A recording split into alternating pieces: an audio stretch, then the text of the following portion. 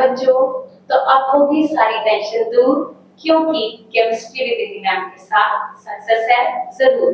इसीलिए आज हम करने जा रहे हैं बहुत ही इम्पोर्टेंट, बहुत ही basic topic, mole concept. Concept करने से पहले हम एक सिंपल सी बात देखते हैं बेटा, 1 डजन का क्या मतलब होता है हमारी नॉर्मल लैंग्वेज में। डजन का मतलब होता है 12। अब चाहे वो 12 कोई भी चीज हो, चाहे वो एग हो, बनाना हो, स्पून हो, रजिस्टर हो, नोटबुक हो, पेन हो, पेंसिल हो, डजन हमेशा मतलब क्या देता है हमें कि 12 नंबर। सेम ऐसा ही मतलब होता है बेटा मोल का केमिस्ट्री की लैंग्वेज में।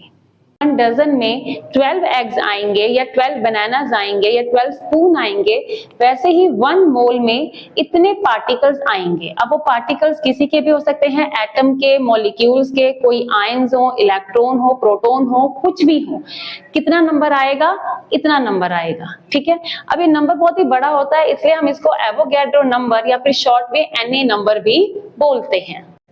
यानी कि बेटा 1 मोल चाहे मैं किसी भी चीज का लूं, उतने ही उसके पार्टिकल्स काउंट होंगे। फॉर एग्जाम्पल, अगर मैं बोलती हूँ 1 मोल सोडियम एटम्स, सोडियम हमेशा एटम की फॉर्म में रहता है, छोटा एक एक पार्टिकल ही होता है, तो 1 मोल सोडियम एटम का मतलब होगा 6.022 into 10 की power 23 atoms of sodium.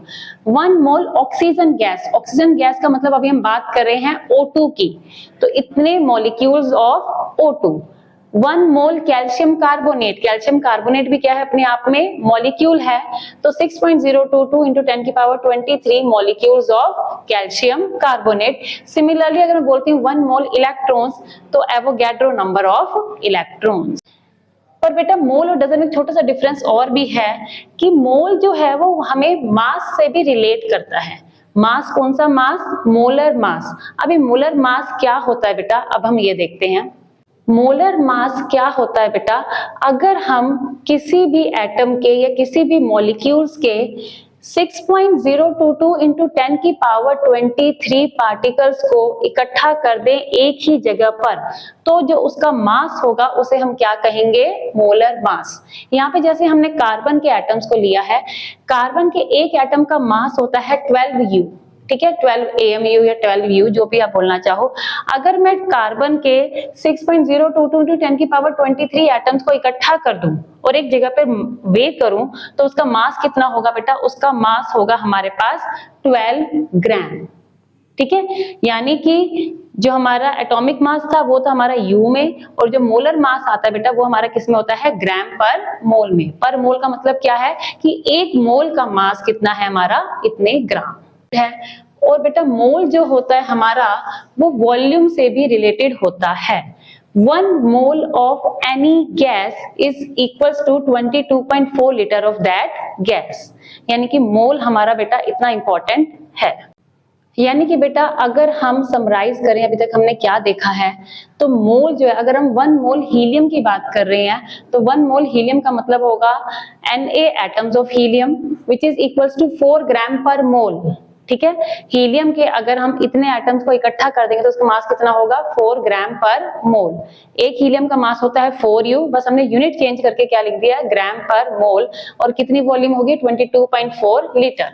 Same होगा बेटा 1 मोल ऑक्सीजन गैस के लिए। ऑक्सीजन गैस का मतलब होता है O2, तो ये अब मॉलिक्यूल हो गया, तो इतने ही मॉलिक्यूल्स होंगे बेटा किसके? हमारे पास O2 के।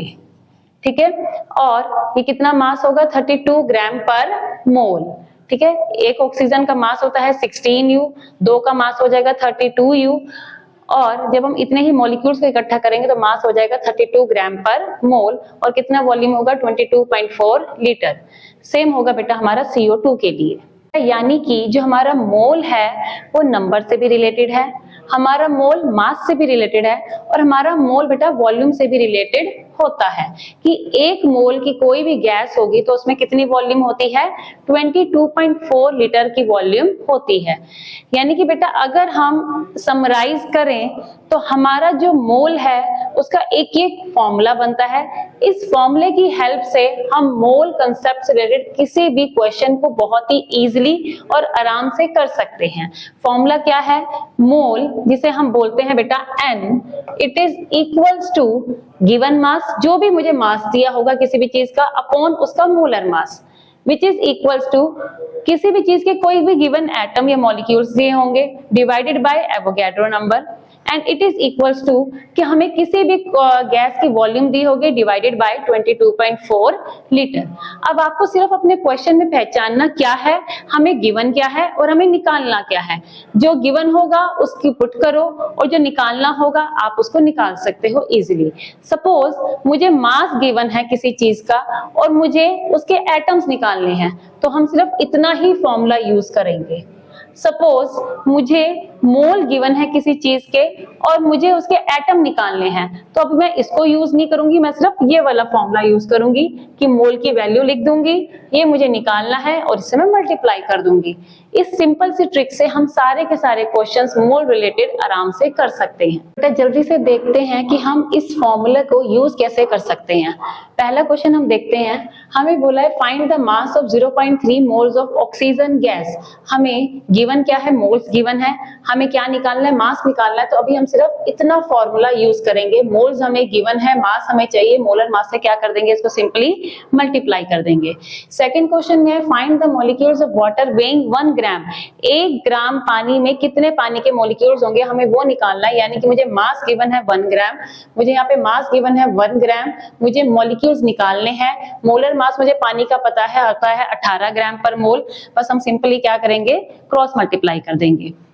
थर्ड क्वेश्चन है बेटा हमारा, find the volume of 0.5 moles of CO2 gas. अब फिर से मुझे मोल्स गिवन है, यहाँ पे मुझे मोल्स गिवन है बेटा, वॉल्यूम मुझे निकालनी है और उसको हम क्या करेंगे 22.4 से मल्टीप्लाई कर देंगे। यानी कि आपको जो चीज गिवन है आपने उस चीज को लिखना है और दूसरी चीज को निकाल देना है। इस एक फॉर्मूले से हम मोल कंसेप्ट के सारे क्वेश्चंस को बहुत इजीली सॉल्व कर सकते हैं। बेटा आई होप मोल कंसेप्ट से रिलेटेड जितने भी आपकी प्रॉब्लम्स थी वो अब दूर हो गई होंगी।